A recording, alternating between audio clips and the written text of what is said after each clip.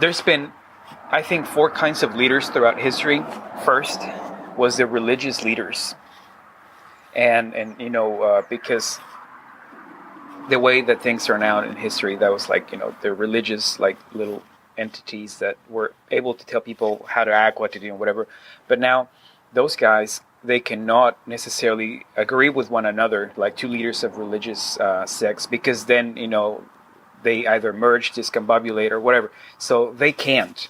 Now you move to the idea of the militant or military leader, right? The health of the state is through war and coercion and all of that. So they can't, otherwise, like, they will lose their space, they will lose their reason for being. Then you move to the democratic leadership, where through politics they're not allowed to necessarily have a lot in common with other states. I always have to be on top. You don't see. I mean, that's not ideal, but you don't see a lot of eye to eye contact with. So it's either I'll help you and I get a bunch of resources, and like they just take advantage of one another. So then we move to the fourth kind of leadership, which to me seems the most spiritually aware, and I'll tell you, like, it's the business leader. The business leader is willing to do a deal with the devil if it's good for all parties involved, because the business leader is not going to lose, but it's willing to give as well.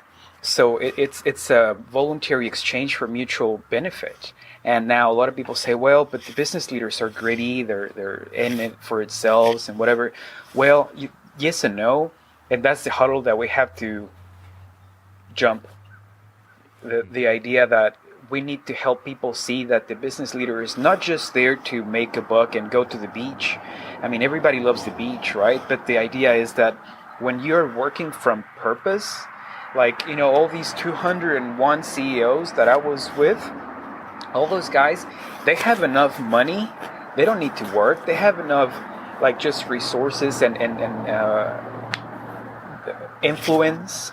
They really don't need to work anymore. So a lot of people say, well, they're just greedy. They want more. Well, a lot of those guys stop taking salaries. They're just doing it because they love the work they do. Mm. So then the idea is to, number one, like, help us see.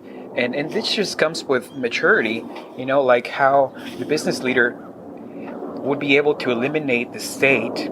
Because if you think of, like, international companies, like somebody can be in the United States, Mexico, Amsterdam, but they're connected through that company. It doesn't matter what country you're in, we're in the same company. So even if you're Australian and I'm Mexican, I'm in the States and you're in Mexico, like, we're connected through that link.